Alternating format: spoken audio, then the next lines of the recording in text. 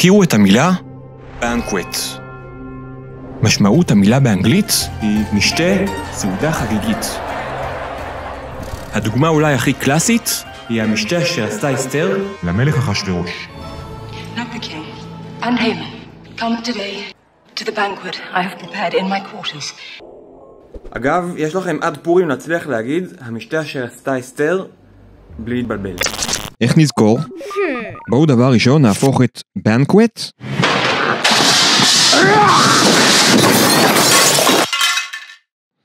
לבנקווייט. בשלב ב' דמיינו לרגע שאתם עורכים משתה גדול ורהבתני ומוצאים עליו מלא כסף. אממה, אתם לא האנשים הכי עשירים בעולם, כך שהבנק כנראה הולך לעשות לכם צרות. אבל אתם כרגע במשתה, אוכלים, שותים ונהנים, ולא כזה בא לכם לחשוב דברים מבאסים. אז אתם אומרים, כל ענייני הבנק יחכו לאחר כך. או banquet.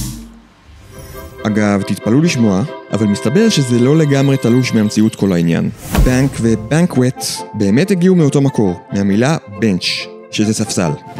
בנק בגרסתו הראשונית היה פשוט בן אדם שישב ברחוב הספסל ושימש כחלפן כספים וכאלה. עכשיו נגיד, לא יודע, עשיתם משתה גדול והתרוששתם ואתם צריכים הלוואה. אם היום הייתם הולכים לבנק, בזמנו הייתם הולכים לבנץ', יעני להוא שיושב שם על הספסל. ברור לכם אגב שהוא היה מביא לכם הלוואה בריבית, כן? הרי מאז ומתמיד שלטו היהודים בכל הבנקים, גם כאשר בנק היה רק ספסל.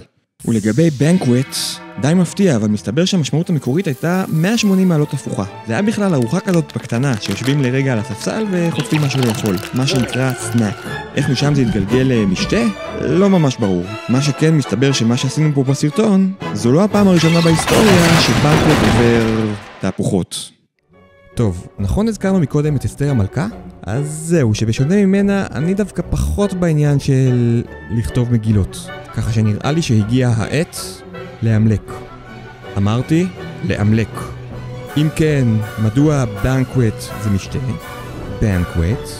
בנקווט. הבנק יחכה, כי אתם כרגע במשתה.